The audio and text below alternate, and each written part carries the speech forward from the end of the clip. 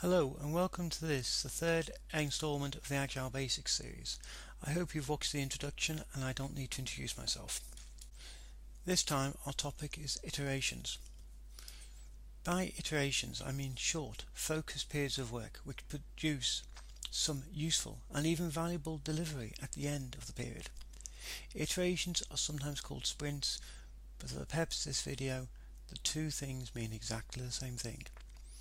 The idea behind iterations is sometimes called time boxing, making work fit within a period of time. Iterations repeat one after another. Iterations give you rhythm, they give you regularity, they give you a time framework to work within. In so doing, iterations impose lots of little deadlines for you to work to, not big horrible deadlines, but lots of little ones. And in so doing, they create work in progress limits, because we aim to only take into the iteration about as much work as we expect to get done at the end of it.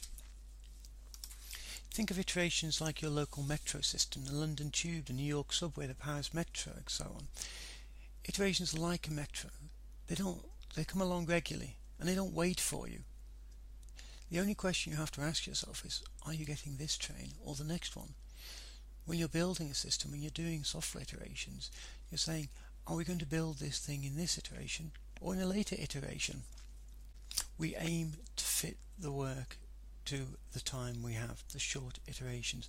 And that's because, unfortunately, humans are really bad at estimating time, both looking forwards and looking backwards. Prospective estimation, how long will it take to do this? We're bad at that. And we're bad at retrospective estimation. How long did it take to do that? There's lots of psychological research out there I can point you at which can prove this point, and I regularly demonstrate it to teams when I teach Agile courses. It's bad news in the estimation. Fortunately, humans are very good at working to deadlines. When was the last time you missed an airplane flight? Or remember back to when you were at college or university and you were given assessed work, project work, coursework, goes by different names. Did you miss the deadline? No. Most of us make our planes, most of us make our college deadlines. Humans are very good at working to deadlines. Therefore, we extend this into the way we do real work. We fit the work to the time. And we work to our deadline. We know when the deadline is, we work to it. So this is it. This is our basic 2-week iteration or 2-week time box. Let me talk you through it. Some teams use 1 week. That's fine. I'm cool with that. Some teams use 4 weeks. That's okay. Although 4 weeks, you often find there's 4 mini 1-week iterations in the 4 weeks. Occasionally, you find teams that use 3 weeks. I'd really advise against 3 weeks. I'm not a fan of 3 weeks. I will explain that elsewhere some other time. And your 2 weeks starts with a planning meeting. Given a bit of practice, you can do a planning meeting in an afternoon or even less than a whole afternoon. During the planning meeting, we set out the priorities for the coming 2-week iteration. Having set out the priorities, we break them down. We endeavour to work in the small. We look for small pieces of work we can do. And once we've made them small, we come to some agreement between the technology team and the business team over what will actually be done. And having done that, we can get on and do the work. We can do the famous stand-up meetings. No more than 15 minutes each day, just for everybody in the team to check in, to synchronise, to coordinate, to help one another. Stand-up meetings are not status reporting meetings and shouldn't be used as one.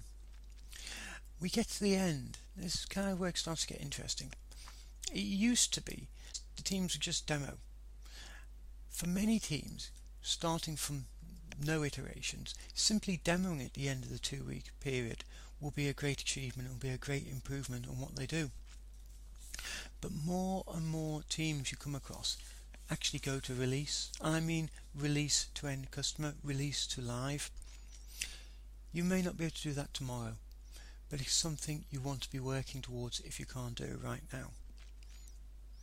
With the demo or the release, you're at the end of the iteration. So, you review your work, you reflect on how you could work better, and then you're ready to repeat. Life can become very, very boring. 2 weeks, 2 weeks, 2 weeks. The important thing is these 2-week periods are fixed. We don't change the length of these 2-week periods. We don't get near the end, say on the penultimate Tuesday, and say, oh, we're not quite done what we set out to do, we'll add another 2 days to this iteration, we'll finish on Friday instead. If you do that, you affect the length of this iteration, you affect the length of a future iteration, and you destroy the benchmarking effect, you destroy the deadline working effect. We stick to our time box. Once in a while you lose a day for a public holiday, and during this time people will have days off and things. That's okay. We just keep on working in 2-week periods, 2-week periods. Now, the best teams you come across release all the way through this period. They don't wait till the end to demo or to release. The best teams may even be releasing hundreds of times a week. Again, I'm not saying you can do this tomorrow, but remember, this is where the best teams are. And remember that one of your competitors might be doing this, or one of your competitors might be about to do this. If your competitors can do this, where does that leave you? There are really 2 important points in the iterations. The first thing to remember is that everything happens within the iteration. The programmers are coding, designing, unit testing. The product owners are discovering requirements, elaborating on specification, explaining things to the team, meeting customers, etc., etc. And the testers are doing their testing, their automated testing, their exploratory testing, their manual testing. Everybody works in 2-week cycles. And when you get to the end, the second and perhaps the more important thing is you have a releasable product. Whether you release it or not is another question. That's a business decision. As a technical team, what you're aiming for is at the end of the 2-week period you have a product which could be releasable. It's a standard you hold yourself to, and it's an option you give to the business. Your customers may not want to exercise this option every 2 weeks, but A, being able to offer them the option every 2 weeks will make you better, and B, they will sometimes want to exercise the option. I would hope they will exercise the option more often and more often. When they start exercising the option, when you start to have a deliverable every 2 weeks, that's when a change in the business side can really get going. When you start offering the options, that's where they start to sit up. It's where they start to think differently about their work. So remember, releasable at the end of the iteration is more important than released. Be releasable. Whether you release or not is another question. Now for the development team, your first aim, your first base, your first point of call in this journey is to be able to give the business that option. Every 2 weeks you say to the business, here is a tiny piece of functionality that we have developed and it's ready to go now. Doing that will force you to change some of the ways you work. It will force you to rethink some of your processes, some of your techniques. You may be giving the business really tiny things to start off with every 2 weeks, but every 2 weeks you can say, here is something. Do you want to release? Do you want to go? Do you want to hold it back? And no go. So the first base for the technical team is be able to, as regular as clockwork or as regular as your local metro systems, give the business that option.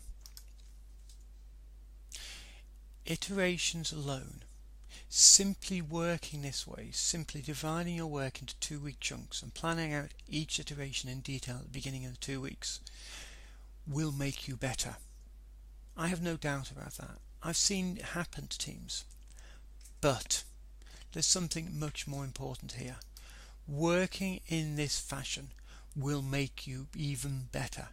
Working in this fashion will ram a rod up your back and force you to get better. By fixing all the things that stop you working iterations, by fixing all the things that slow you down during the 2 weeks, by fixing all the things that prevent a release every 2 weeks, you will get far, far better. This is the core of your improvement system. You release every 2 weeks. You get good at releasing every 2 weeks, and then you get better still.